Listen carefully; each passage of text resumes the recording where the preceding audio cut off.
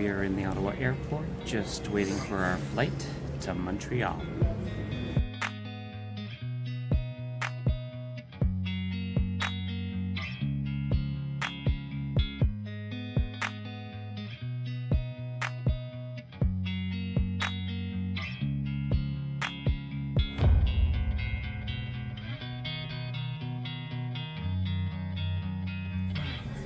We're in Montreal.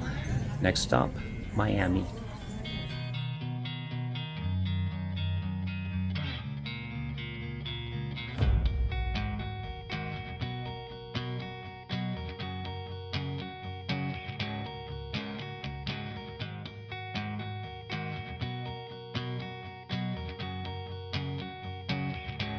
So we made it to Lima. We are in our hotel by the airport. Our plane was 5 hours late, so it's 2 o'clock in the morning here in Lima. The girls are in one room with 3 beds. I'm in a room with just a single bed. The name of the hotel is Kermi. It's in a very dodgy neighborhood. The taxi driver who ripped us off, insisting that PEN dollars were not the same as soles, and they are. So he dinged us for 20 American dollars for a 4-minute ride. And we were just far too tired because we've been traveling for 18 hours. Anyway, we're gonna get a good night's sleep, and then tomorrow we fly to Cusco. Throughout our stay in Peru, we used eSIM cards from Aralo for our data use. An eSIM allowed us to set up our plan before we left Canada. We had great coverage wherever we went, and Aralo gave us the best price for the data plan we chose. Wherever you're headed, download the Aralo app and find the plan that's best for you. For your first purchase, use my code to save an additional $4.50. I'll leave the link to Aralo plus my coupon code in the description section.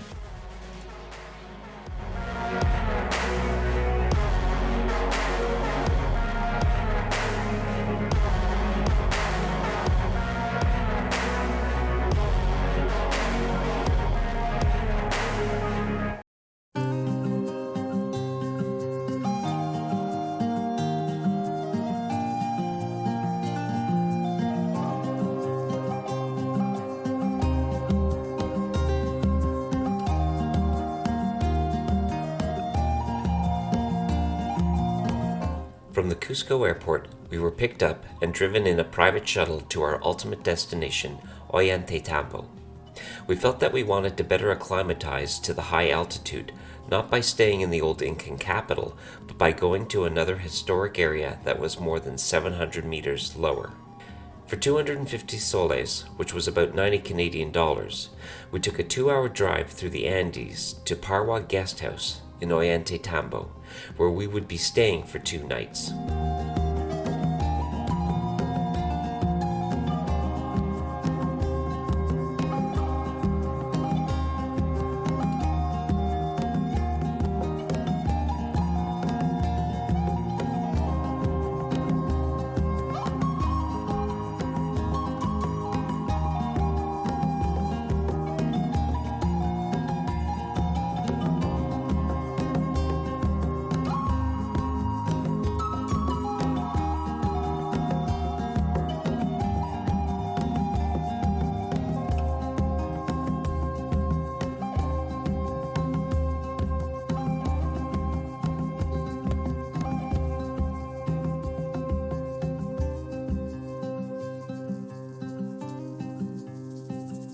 The room was comfortable and clean, and the view was amazing, looking out at the towering mountains and the ruins of an old Incan fortress, which we would be visiting the next day.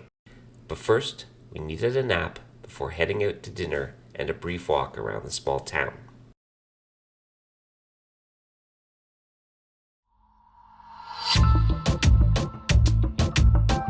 After breakfast, we caught a colectivo to Urubamba, where we then hired a taxi for the day to see the Sacred Valley. Our first stop was to the ancient salt mines outside of Maras. At an elevation of about 3,200 meters, Salinares de Maras is one of the largest salt extraction sites that predates the Inca era and has been in use for about 3,000 years.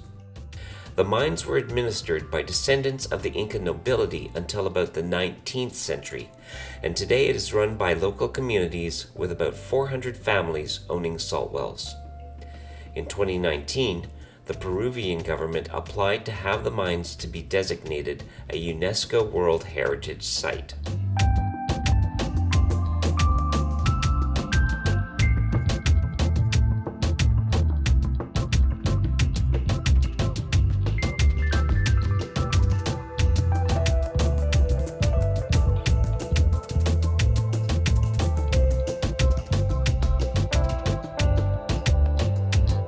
Our driver suggested that we stop at a tourist attraction where we were given a demonstration of how chicha is made. This Peruvian drink is made from various types of corn and is either fermented into a mildly alcoholic beverage, which is usually yellow, known as chicha de llora, or the non-alcoholic chicha morada, which is often pinkish purple. We had already sampled the chicha morada on our first night, and it's quite delicious. We were given samples of both, and they were awesome.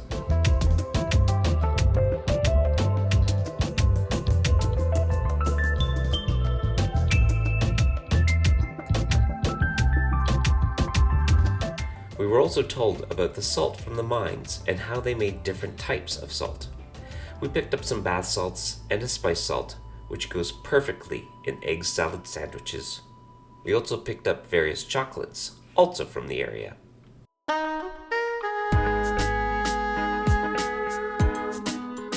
Next on our tour of the area was another historic site, the Zona Arqueológica More, where circular terraces sink into dips in the hillside, each level creating its own microclimate.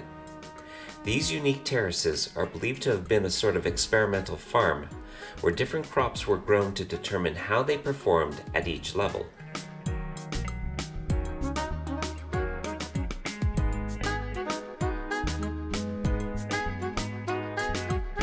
Paths led down and around each set of terraces, but climbing up was somewhat of a challenge for all of us.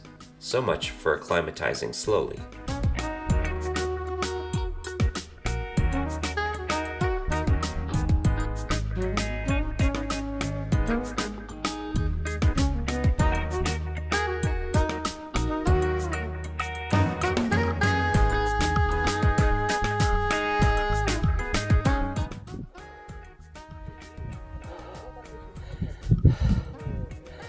Air is thin up here.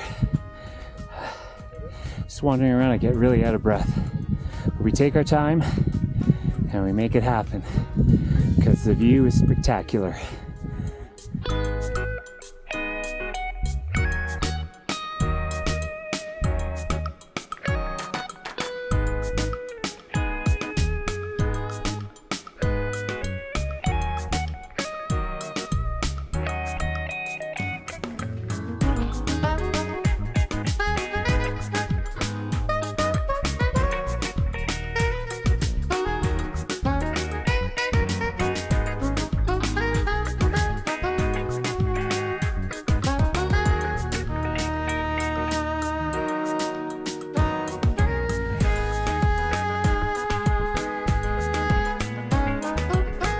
From More, our driver took us back to Urubamba and recommended an excellent spot for a bit of lunch before we took another collectivo back to Ollantaytambo. But our day wasn't over quite yet.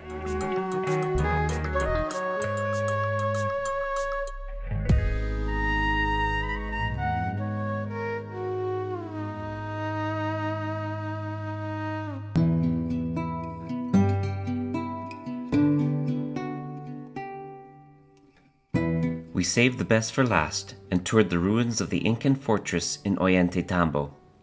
Although people lived in this area as long as 3,500 years ago, with some structures dating well before the Inca Empire, the town was conquered by the Incans in the mid-15th century. During the Spanish invasion of Peru, Ollantaytambo became a temporary capital, with resistance forces fortifying the town and actually beating back the Spaniards for a brief time. Today, ruins give us a fascinating glimpse into that period. There's quite a bit of climbing, but it's doable, and the view is more than worth it.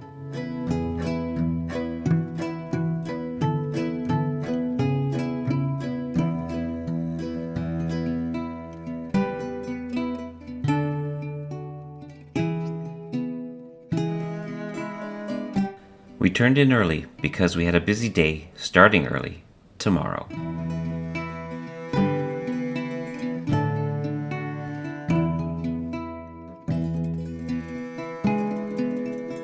When we made our plans to visit Machu Picchu, we decided that we wanted to get there as early as possible, so we booked an 8 o'clock entry, meaning that we had to catch a train from Ollantaytambo at 5 o'clock. There were delays, and our train didn't arrive until 7:30. We had to hustle to catch a bus, but we made it.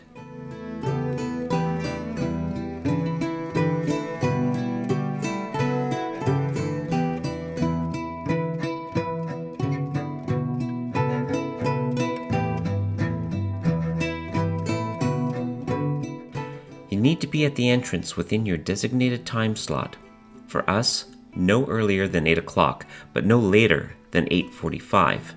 You're given 4 hours to explore the route that you've booked, though no one was checking once you were in.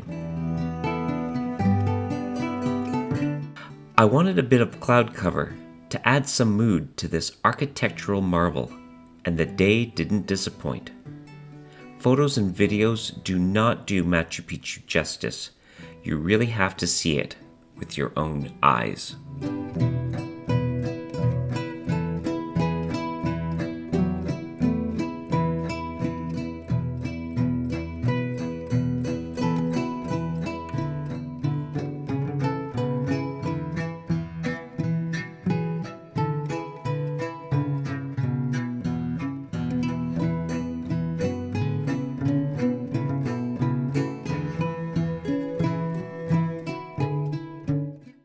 It's a one-way path, so make sure you get the views and photos you want because there's no going back.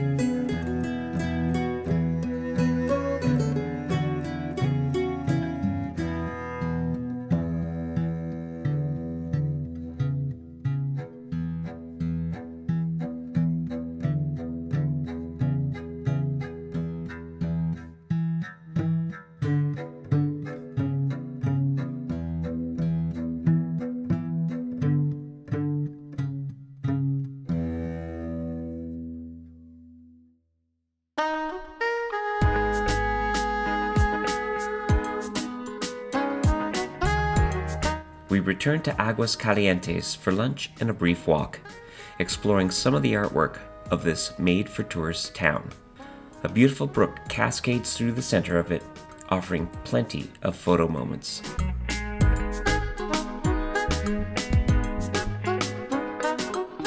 Don't forget to get your passport stamped for free outside the town square. And check out some unique carvings in the rock well on one of the side paths.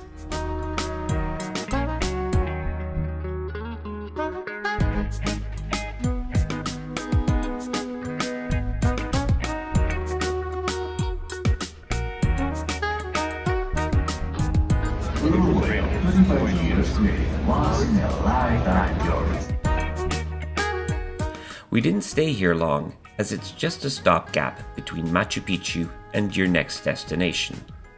After a couple of hours, we caught our train to Cusco. The train was entertaining, with a fashion show and costume dancing. It made the trip enjoyable and go quickly.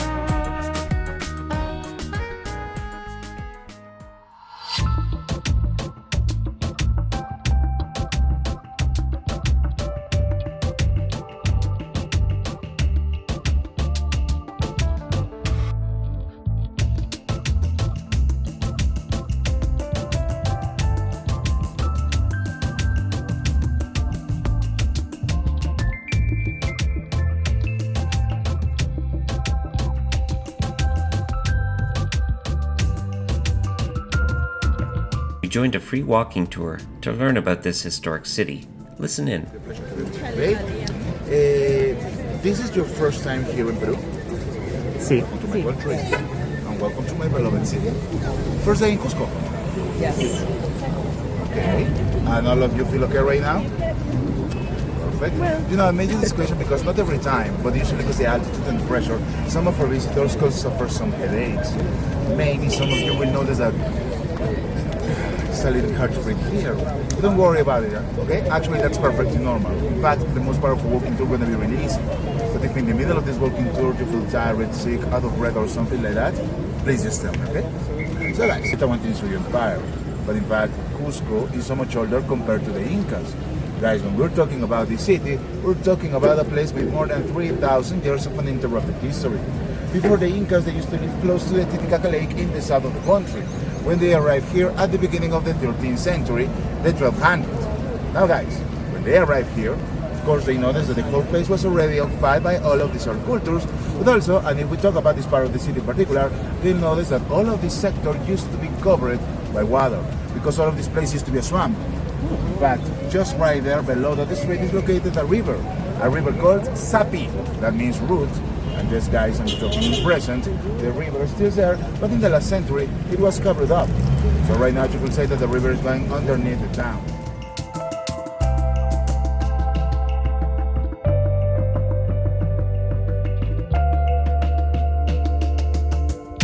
So guys, if we talk about the Inca architecture, we will notice that there's more than just one style of construction, okay? For example, the one that appears here is called Pircado style. And the Pircado style was considered the oldest of the Inca styles, but also the only one that is a kind of mortar to glue the rocks. This mortar was made with mud, grass, and the wool of llamas and alpacas. So you put the mortar, put the rocks, and build a house. With this style, mostly the houses of the villagers, farmers, the houses of the common people. This one here was called Roseton style, and the name Roseton comes from rose. What I mean with that? Maybe you can see like the shape of a kind of flower, like a sunflower with these petals, right? Like the center of the flower and the petals, no? A lot of people tell me that looks like a sunflower. So I don't know why officially it's called a rose. It works the same. So officially a rose. And the name Roseton is because the whole wall was formed by these roses. Okay? This style was used into the palaces of the nobility and the royalty, at least until the creation of this one, the Inca Imperial, considered the most perfect of the Inca styles, and you can notice why. Practically perfect straight cuts. Now guys, in the last two styles I mentioned, they didn't use any kind of mortar to glue the rocks. Actually, there is nothing between them. They just cut the rocks to fit exactly one to each other. Also, if you look to the distance, maybe you will notice that the wall is not totally straight. Got a little inclination. Because actually why, since the arrival of the Spaniards, the city of Cusco suffered not just one, but two huge earthquakes. And even when the Spaniards were forced to rebuild their part of the city, nothing happens to our original Inca structures. At least nothing, because the force of the nature. This wall here was made at around the year 1440, 1441. And as you can notice, it's still really strong, and the foundations were even stronger. Now from here, we're going to the place that is considered the most important of all of the Inca temples, the temple of Coricancha.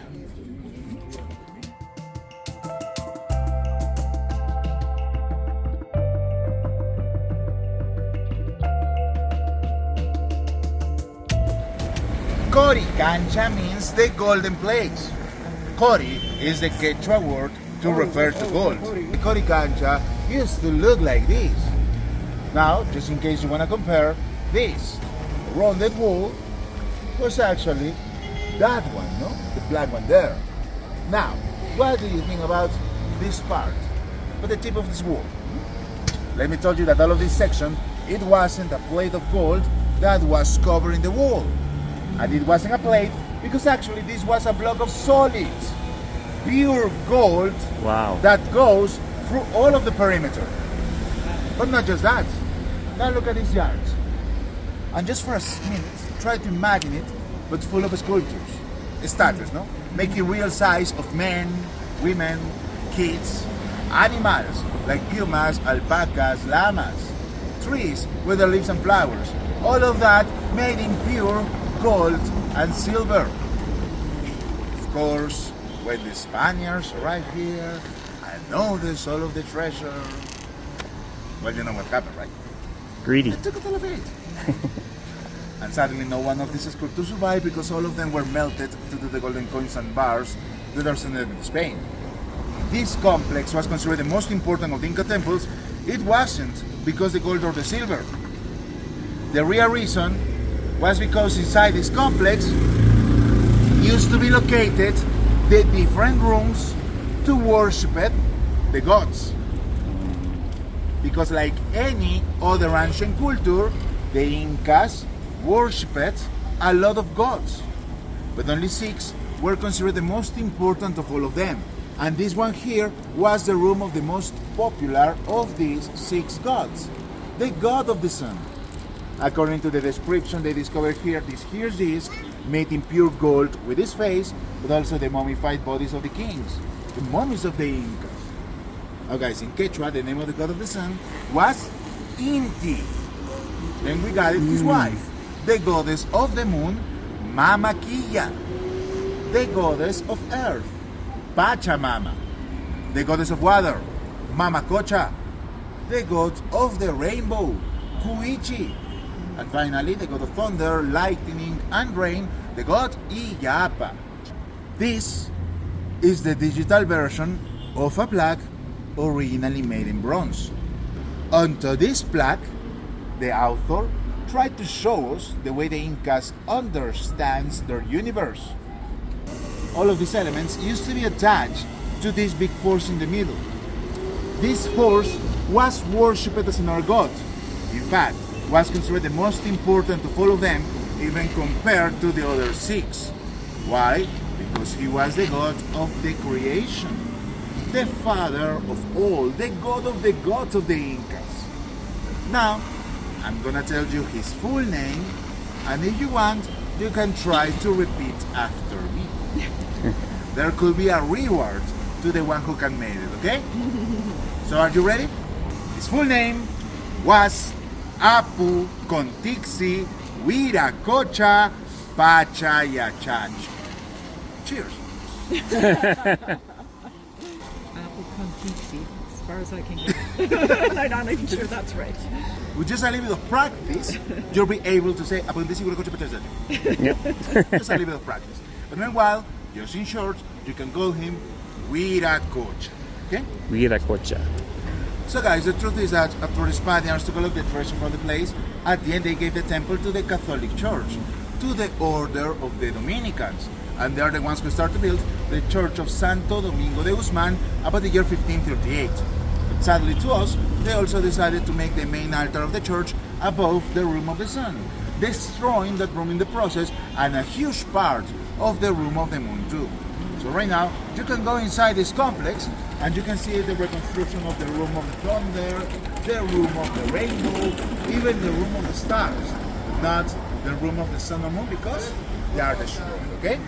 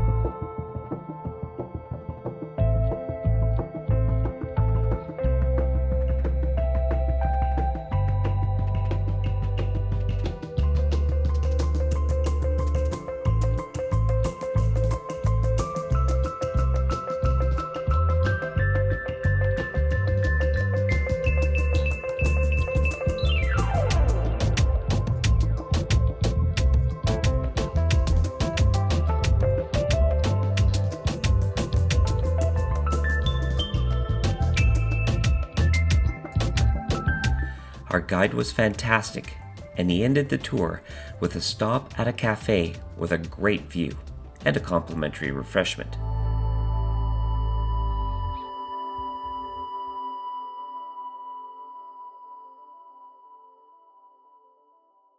It was then off to lunch, where I tried alpaca meat. It was absolutely delicious.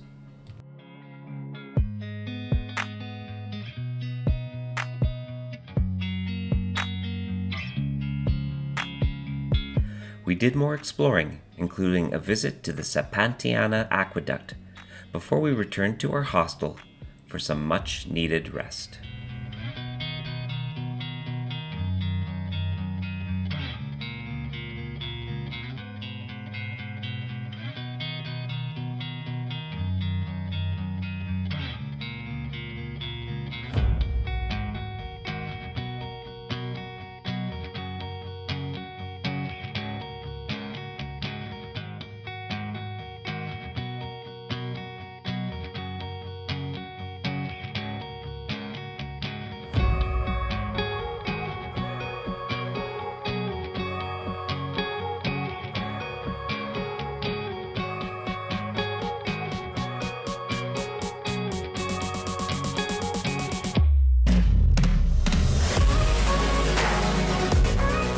We started our next day with an arduous climb up to another historic site.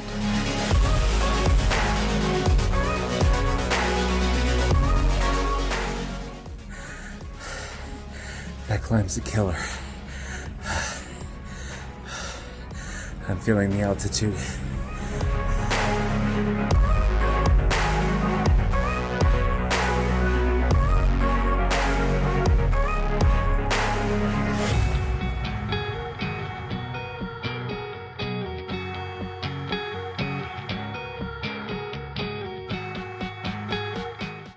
We used our multi-day site pass one final time.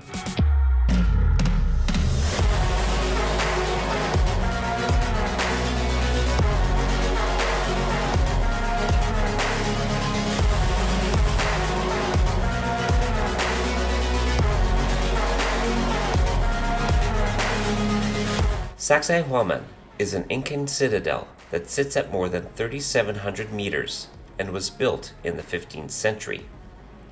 It was largely built out of giant granite stones that were hauled up from as far as 20 kilometers away.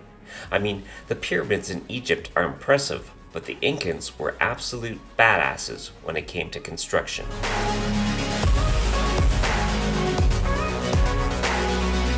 It took almost exactly 100 years to complete the fortified complex, and 1 year later, the Spanish conquerors came along and destroyed it. The bastards.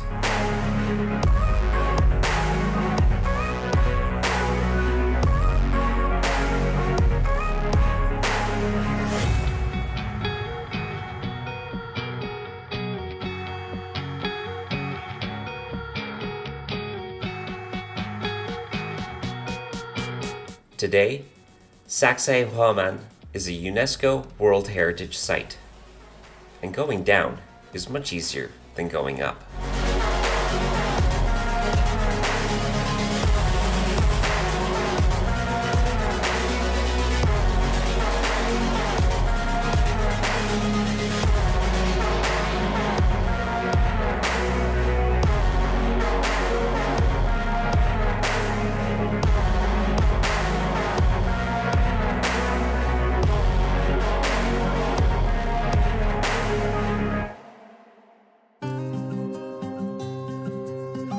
Later, we checked out more Spanish colonialist travesties by visiting the church and convent of Santo Domingo de Guzman, which, as we learned from our tour, was built over the sacred temple of Coricancha.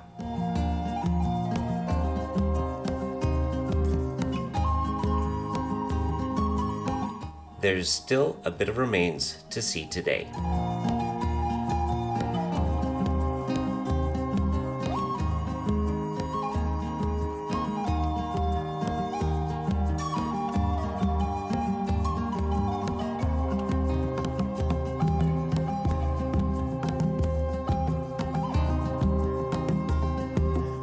We then went shopping at a nearby market before grabbing some food and calling it a day.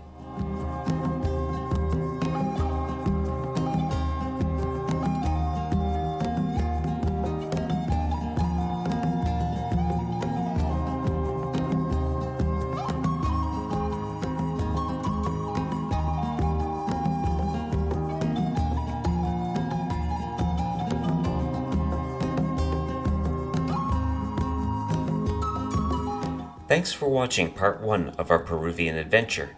Give it a thumbs up if you enjoyed it, and subscribe so that you don't miss part 2 in the upcoming weeks.